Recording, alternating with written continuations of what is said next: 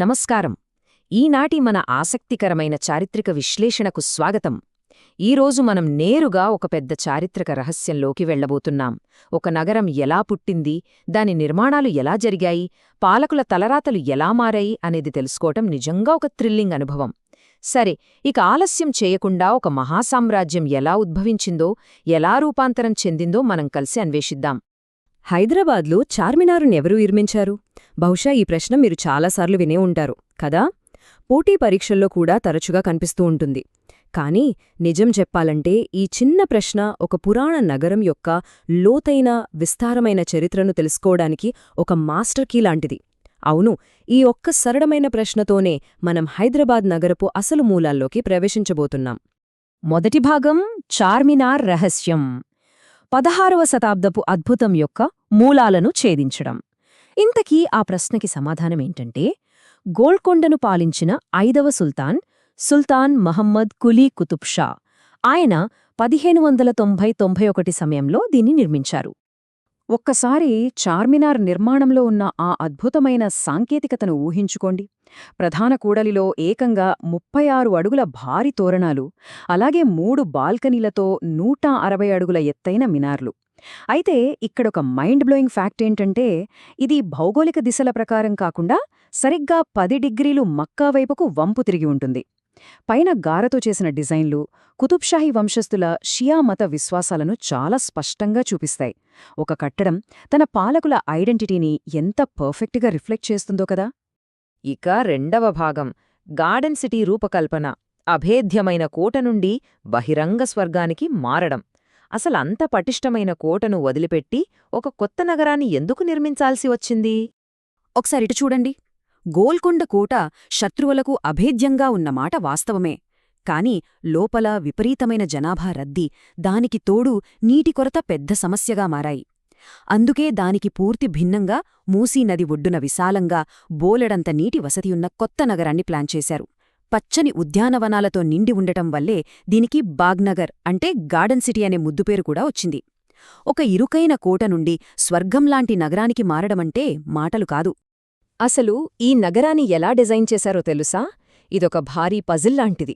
మొదటి దశలో నగరం మధ్యలో ప్రధాన కూడలి వద్ద చార్మినార్ కట్టారు. ఆ తర్వాత దానికి ఉత్తరంగా రెండవ కూడలి దగ్గర 1592లో చార్ కమాన్ అంటే 4 కమాన్లు నిర్మించారు. ఆ చార్ కమాన్ మధ్యలో ఉన్న భారీ ఫౌంటైన్ చూస్తుంటే బహుశా నగర రూపకర్తలు స్వర్గాన్ని భూమిపైకి తీసుకురావడానికి ట్రై చేశారేమోని చరిత్రకారులు అనుకుంటుంటారు. ఆ తర్వాత రాయల్ అషుర్ఖానా లాంటి కట్టడాలు వచ్చాయి. ఇక్కడ కనిపిస్తున్న ఈ ఎండో పర్షియన్ అలంకరణలు చూడండి. ఇవి కేవలం అందం కోసం మాత్రమే వేసినవి కావు. పర్షియాతో వారికున్న బలమైన బంధానికి ఇవి ప్రతీకలు. కుతుబ్షాహీ ఆస్థానంలో ఉన్న ఇరానియన్లు ఈ నగరాన్ని కొత్త ఇస్ఫహాన్ అని పిలిచేవారంటే మీరే అర్థం చేసుకోవచ్చు.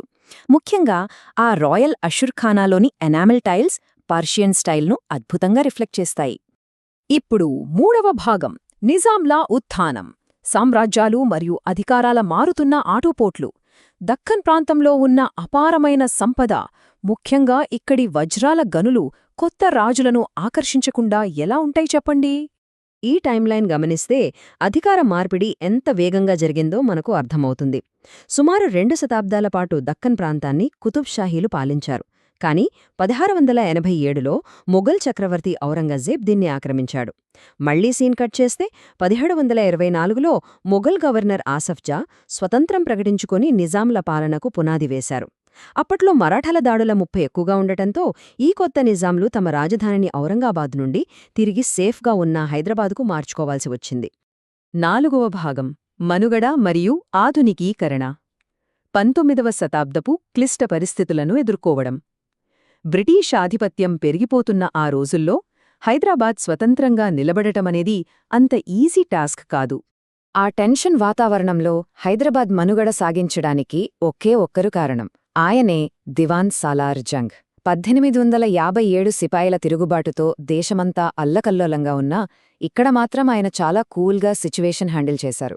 రైల్వేలను తీసుకురావడం, బొగ్గు గనులను అభివృద్ధి చేయడం, సివిల్ సర్వీస్ను మెరుగుపరచడం. నిజంగా చెప్పాలంటే ఆయనో గేమ్ చేంజర్.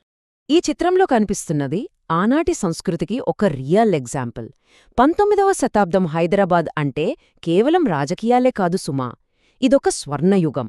కవిత్వం, పెయింటింగ్స్, హిందూ ముస్లింల మధ్య ఉన్న అద్భుతమైన సహజీవనం ఇవన్నీ కలిసి నగరంలో ఒక వైబ్రెంట్ కల్చర్ను క్రియేట్ చేశాయి. 5వ భాగం చివరి పాలకుడు, అగ్రశ్రేణి రాచరిక రాష్ట్రం యొక్క సంధ్యాసమయం. ఇప్పుడు మనం 20వ శతాబ్దపు ప్రారంభంలోకి వచ్చేశాం. చివరి నిజాంలైన మహబూబ్ అలీ మరియు ఉస్మాన్ అలీ ఖాన్ పాలనాకాలం ఇది. ఇది వింటే మీరు నిజంగా ఆశ్చర్యపోతారు. మొదటి ప్రపంచ యుద్ధానికి ముందు హైదరాబాద్ రాజ్యం విస్తీర్ణమెంతో తెలుసా? ఏకంగా 83,000 చదరపు మైళ్ళు. దీన్నర్థం చేసుకోవాలంటే ఇది దాదాపు ఇటలీ లేదా గ్రేట్ బ్రిటన్ దేశాలంత పెద్దదన్మాట. అప్పట్లో దీని ఆదాయం ఏకంగా 3 మిలియన్ల పౌండ్ల స్టెర్లింగ్. That is Hyderabad state. కాని ఇక్కడే ఒక ఆసక్తికరమైన ట్విస్టుంది. ఈ జనాభా లెక్కలు ఒకసారి చూడండి. రాజ్యంలో 87% మంది హిందువులుంటే పాలకవర్గమైన ముస్లింలు మాత్రం కేవలం 10.3%. జాతీయవాదం తీవ్రంగా పెరుగుతున్న ఆ కాలంలో అత్యధిక సంఖ్యాకులైన ప్రజలను మైనారిటీ వర్గానికి చెందిన ఒక పాలకుడు స్వతంత్రంగా పాలించడమనేది భౌగోళికంగా, రాజకీయంగా చాలా కాంప్లెక్స్ సిచ్యువేషన్ క్రియేట్ చేసింది. ఆ సంక్లిష్ట పరిస్థితులు స్వాతంత్రం వస్తున్న టైంలో, అలాగే స్వతంత్రంగా ఉండిపోవాలని నిర్ణయాలు తీవ్రమైన అనిశ్చితికి దారితీశాయి.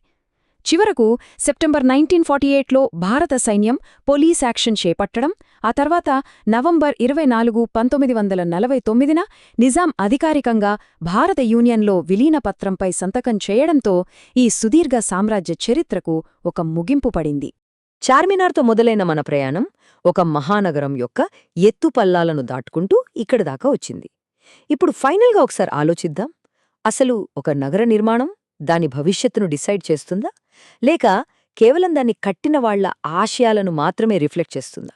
మీరేమనుకుంటున్నారు? ఈనాటి మన చారిత్రక విశ్లేషణ మీకు ఖచ్చితంగా నచ్చిందని ఆశిస్తూ మరో ఆసక్తికరమైన అంశంతో మళ్ళీ కలుద్దాం.